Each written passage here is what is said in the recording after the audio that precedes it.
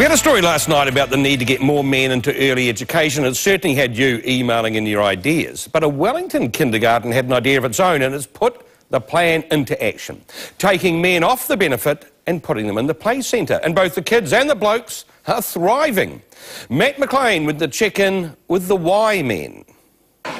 Oh, no.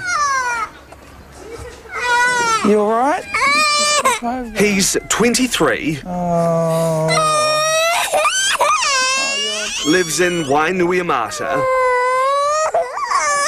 and spends his day looking after little kids.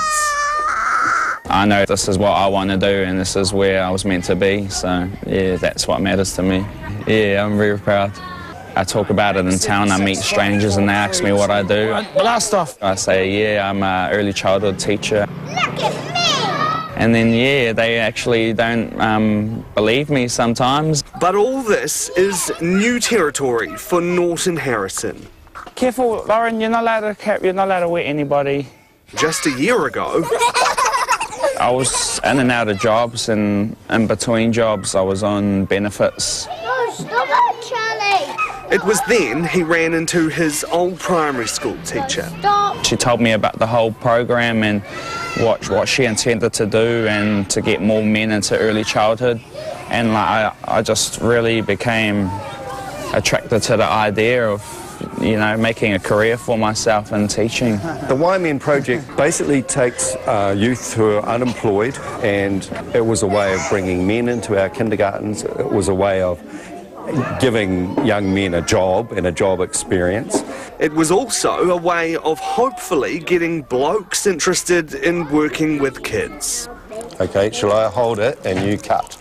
Garth Armstrong knows how important that is. He makes up part of the 1.7% of men currently working in early childhood education in this country. I do love it. You have to love it, really. It's not usual for men to get into this kind of work, though. Why do you think that is? Men probably are a little bit scared and a little bit unsure of how they can fit in. It does seem to be a woman-dominated field, and I think part of it is that fear and perception of, you know, are you a child molester? Last year, the Y Men program found 8 guys. I'm over here! All from Wainuiamata, all had struggled with unemployment, and for 6 months those guys worked in early childhood centres around Wellington. The first week, yeah, it was a bit of a shock. So first and foremost, you've got to build relationships with them where they can trust you or, you know, feel like they are able to come and see you about something. And I really felt like I belonged here and that this was something I could actually do for quite a big part of my life. About 2 or 3 weeks after the program ended, I applied to study for my teaching degree. And the amazing thing, out of the 8 who took part in the program last year, 3 others are also studying alongside Norton. Coming into a setting where we're learning philosophers' theories on development and well-being, like, it was quite a culture shock, I guess. I thought it was, you know, dig a hole in the sandpit with the boys or kick a ball around, play Play-Doh with the girls. But it's actually more than that. Like, from playing with the Play-Doh, I've learned that they learn from feeling the texture of the Play-Doh and moulding it into, you know, it kind of influences their creativity.